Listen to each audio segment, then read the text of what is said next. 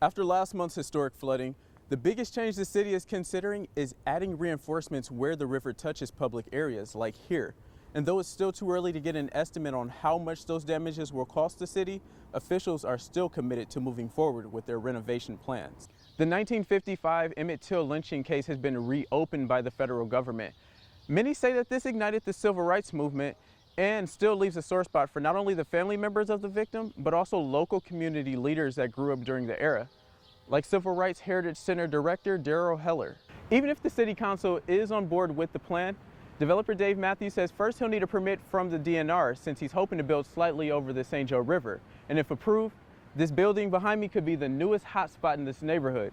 For now, no plans have been finalized for Howard Park, and the city is still seeking public input, but some neighbors are worried about the inevitable changes coming to this center that they've called home for decades.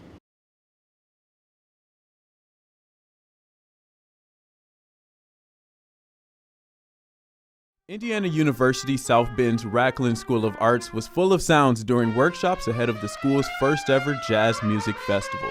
The workshops were given by the Grammy-nominated band headlining the festival, the Rodney Marsalis Philadelphia Big Brass. Band leader Rodney Marsalis comes from a family of talented musicians. He is the cousin of proclaimed trumpet prodigy Wynton Marsalis, and I got to speak with Rodney on what it takes for other musicians to achieve such a feat. Well, I would say that you should work hard and you should have the quality that we talked about in class today, which was grit. Because it's not always just hard work, it's perseverance and never giving up and really sticking with what you're working on. That's something that we've encouraged all around the world when we talk to students. And this morning, working with students here at South Bend, we talked to them a lot about that, grit. That people should go after what they're passionate about as far as making a living. There's a book even I read years ago that said, follow your passion and the money will come. So hopefully the money will come. but the important thing is not about the money. It's about doing what's fulfilling for you, but more than that, what actually contributes to other people. Amongst other big names on the campus was the Dean of Arts, Dr. Marvin Curtis, who helped cultivate the idea of the Jazz Music Festival and what he hopes to achieve with the event being the first of its kind to hit the Indiana University South Bend campus. Enjoyment. The main takeaway I think is for people to enjoy the music, but to also see the campus as a real school and to see what we can do as a community. And the music brings people together from all races, all religions, everything. And jazz is that great equalizer. So for me, it's people coming together, talking to each other, enjoying each other, and making new friends, and seeing the campus as a place where they feel welcome. And from the looks of it, the school's event was a success, not only because of the size of the crowd, but how the Jazz Festival brought people of all backgrounds out to experience something new together. The event's organizers even got a chance to experience the sweet sounds of jazz, but also see the fruits of their labors pulled together into a wonderful event. Yeah, we are really pleased with the School of the Arts to be partnering with the IU South Bend Student Government Association to host the first IU South Bend Jazz Fest. It's the first outdoor concert we've done here on IU South Bend's campus. We had a goal of bringing the community, both the South Bend community and the campus community together under the umbrella of jazz music, which brings everyone together, and so far it feels like we're accomplishing that goal. We're thrilled to have the bands that we've got, Mashawaka High School, Bethel College. We've got our own IU South Bend Jazz Ensemble, and then, of course, the Rodney Marsalis Philadelphia Big Brass is our headliner this evening. The Racklin School of Arts hopes this event is not only a footprint in its legacy, but the start of a continuation of infinite possibilities.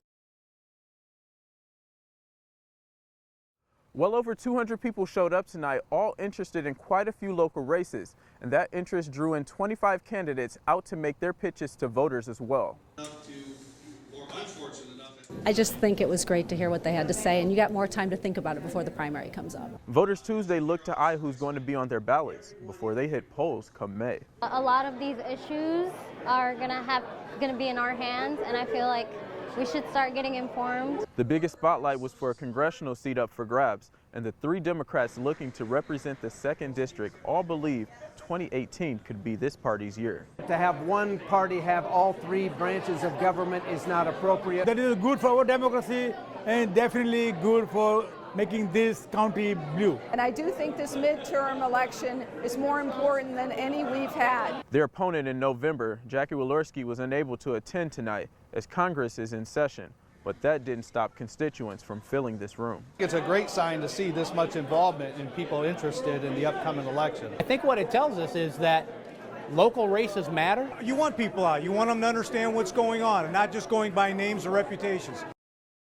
The last 3 candidates you heard from are running for sheriff and will be back here March 20th for a debate. Reporting in South Bend, I'm Trevor Fowler.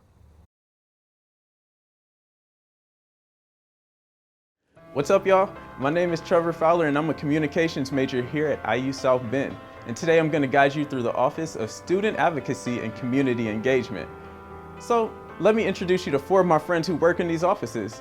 Their focus is on the success and well-being of students who go here.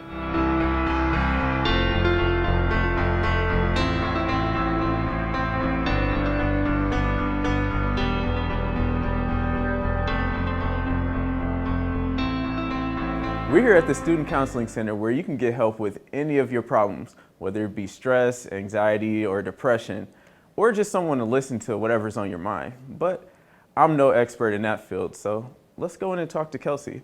What's up, Kelsey? So can you tell us a little bit about the Counseling Center? Like, what do you guys do here? Sure. So I'm a grad student here studying mental health counseling. I've been an intern at the Student Counseling Center for about a year now. I really like working with students when they come in and just putting their mind at ease about this being a safe place and confidential, and it's just wonderful to work with them one-on-one.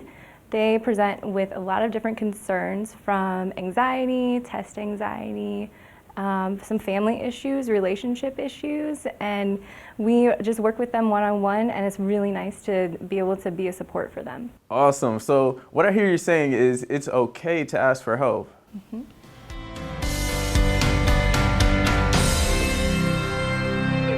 Now we're at the Office of Veteran Student Services, and at this office they help out students who are part of military families, veteran students, and service members.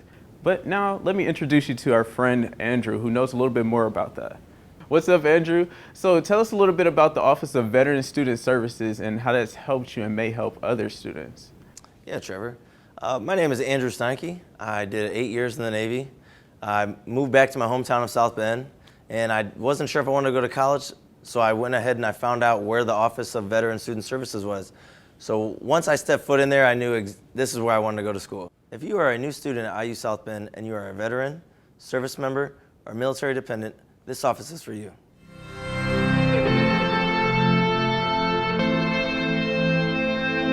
As a student at Indiana University South Bend, it is your right and responsibility to be familiar with Indiana University's Code of Student Rights, Responsibilities, and Conduct. If you're unclear as to issues related to academic integrity, such as plagiarism, the Office of Student Conduct is here to assist.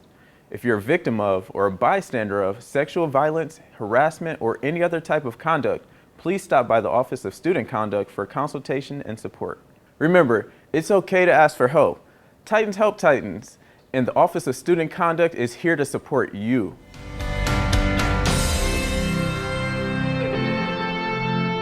All right, y'all, we're at Disability Support Services, where they like to place emphasis on getting people who live with disabilities the help they need in order to be successful in college. Now, let me introduce you to my friend Stephanie, who knows a little bit more about that. All right, Stephanie, so tell us a little bit about what we do here at Disability Support Services. Hi, Trevor. Let me introduce myself to everybody. My name is Stephanie Torres. I am a junior here, and my major is elementary education. I love working in the office and helping students to accommodate to their needs. We want to make them feel as comfortable as possible when they come to our office and make it a safe place for them. Thank you for joining me on this journey, and remember, it is always okay to ask for help. See you around campus.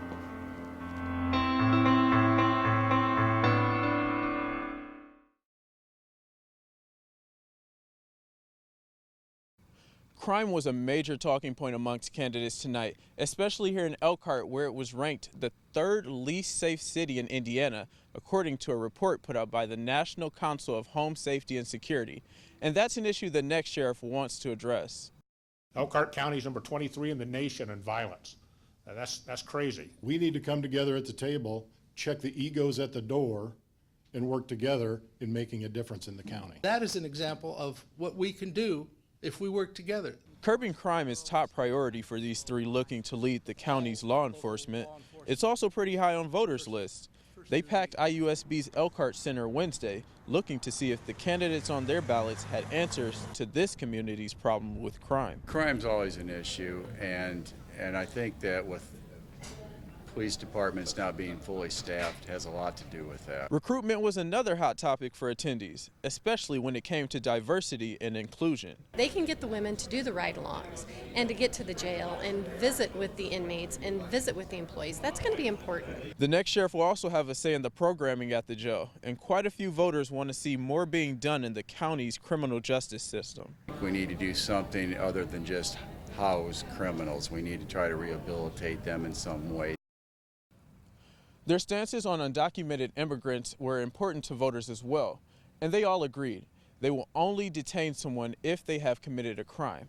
They don't want to remove someone from the community based on their status. Reporting in Elkhart, Indiana, I'm Trevor Fowler. So here's what we do know about the aftermath. There have been 315 reports of damage in the county, 180 in South Bend alone, and 17 parks and trails have been hit hard by the flooding.